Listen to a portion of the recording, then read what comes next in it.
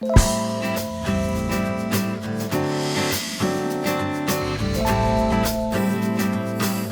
guys, welcome to another video. I have a bunch of questions relating to tiny houses and also specific questions about my process and the things that I've done, so I'm just going to jump right into it. I have them all here on my phone, so if you see me looking down, that's what I'm looking at. First question, why do most interiors have wood products? So for the most part, I would say my decision to use wood was because a lot of tiny house people suggest you not using drywall or something similar to that because it could crack while moving. And also, you can say spend a little bit more on your house because you're saving so much money because you're building it so much smaller. So a lot of people go a little bit more all out on all the nice details of a house and choose to use wood instead of, say, drywall, which the potential is there to crack, which that was my concern. So that's why I decided to use wood. Do the homes need any special procedures to move/tow?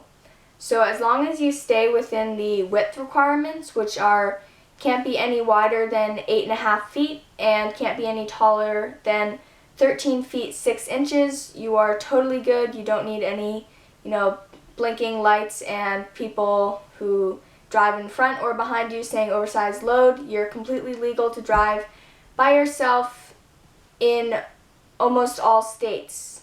But the one thing is that you have to watch out in case you are taking this all over the country. Some states, their bridges aren't necessarily 13 feet 6 inches, and I mean the standard height, so you definitely want to check if you're planning to bring your tiny house all over the country, the states that have, say, the requirement being maybe a little bit lower.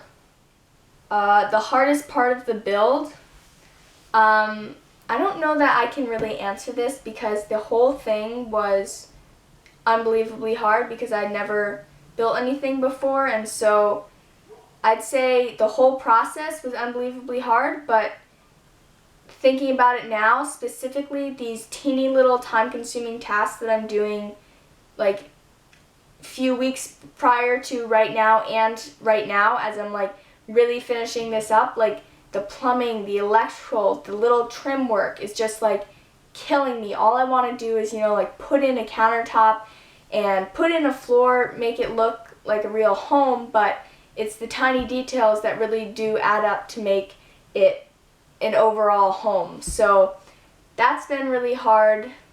Yeah, I guess that's probably it. How do you downsize? So I was fortunate enough to catch myself before I started buying a ton of things. So my process of downsizing hasn't been that bad. I pretty much have just gone through all my stuff and figured out which I still like, which is very functional, necessary, what adds meaning to my life. Pretty much that's the main things. And if I ever buy anything new, then I go through that same filter, but then I also kind of add the sustainability aspect, was it made sustainably, which is sometimes difficult, especially if you're shopping at generic places that maybe are mostly source their items through China or some other places, third world countries where people aren't even making a living wage. That's why I really suggest shopping at thrift shops as much as you can, or used clothing, used item places, because you're helping everyone. How much will a tiny house cost? So that depends really on how luxurious you want to go. My house is going to end up being right about $11,000 for everything, discluding the heater, which is $500, I believe, the water heater, which is $250, and the solar system, which I'm not sure which one I'm going for, but it could be anywhere between $2,000 to $5,000. So keeping that in mind, a lot of people, I think the average is between $20,000 and $30,000. So it just depends how much space you're willing to live with. So if you can live on an 8.5 by 16-foot trailer, then go for that. That would definitely work. It's working for me, and I definitely don't need any more space than this, but the trailer is your biggest cost. And then other things that add up is like if you want, say, a special kind of wood, you want like a cedar ceiling or something, hardwood floors. If you want to pay people to do your plumbing and electrical, it's like these things. So it really depends on how much you're willing to pay and how much you're willing to do yourself, because you can save a lot of money by getting up and doing it yourself. So I would suggest doing that because it's much more rewarding to build your own house. But if you want to buy one,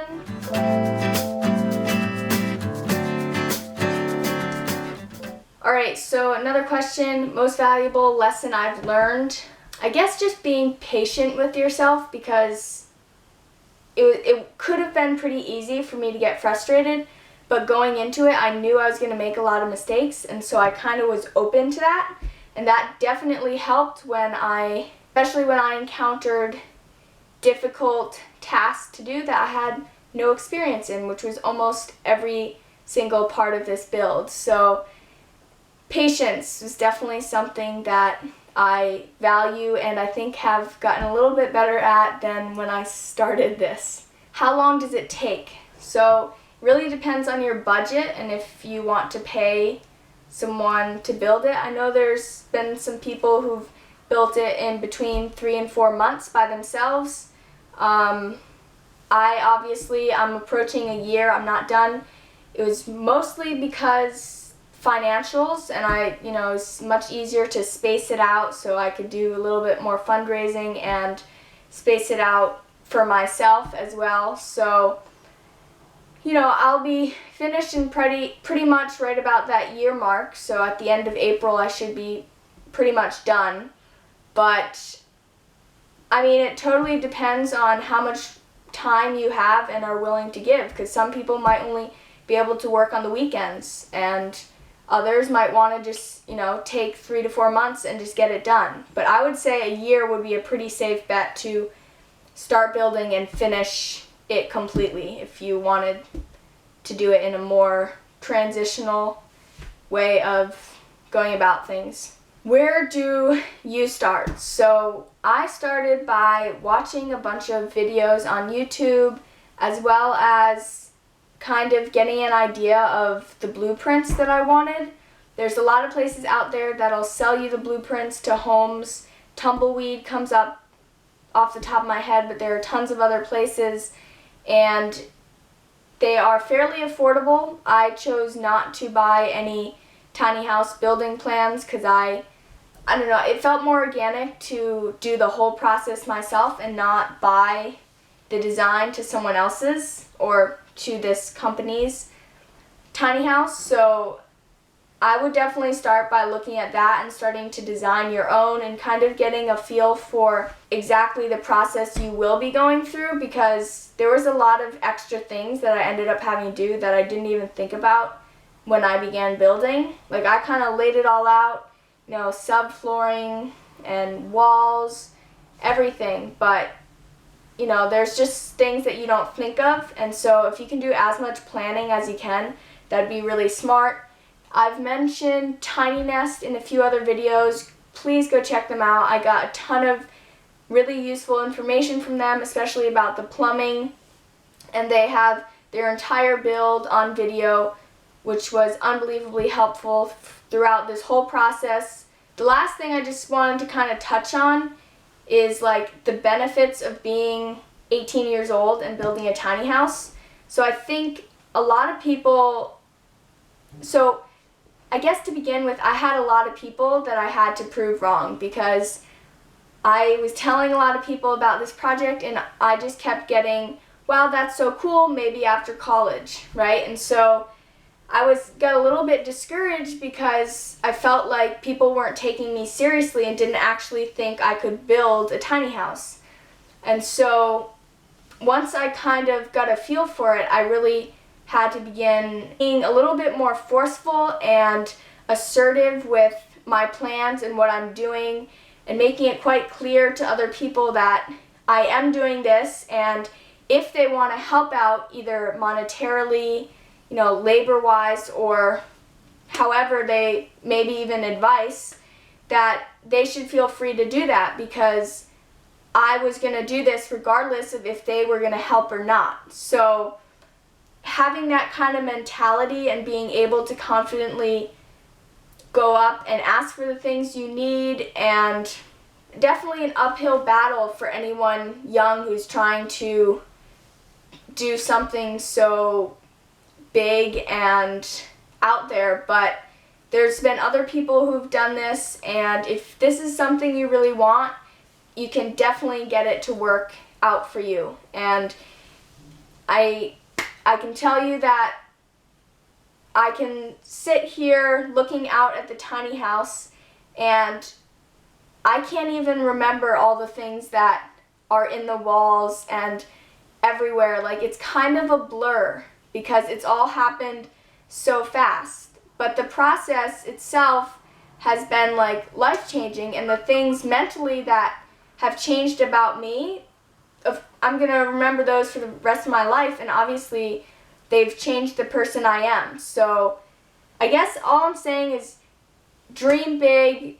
If you have a project idea, you should definitely try to pursue it while you're still young, because you can easily get caught up in life, college, other things, and you can put those dreams aside. But when you have that dream, you really want it, and you just put your whole self into it, you can definitely achieve it. Alright, so that was kind of a rant, but thank you guys for watching. I will be giving you a few updates as I am finishing up the build, and hopefully everything will go sort of smoothly, but if not, I will try to be patient and get everything done the right way. Alright, I will see you guys in the next video.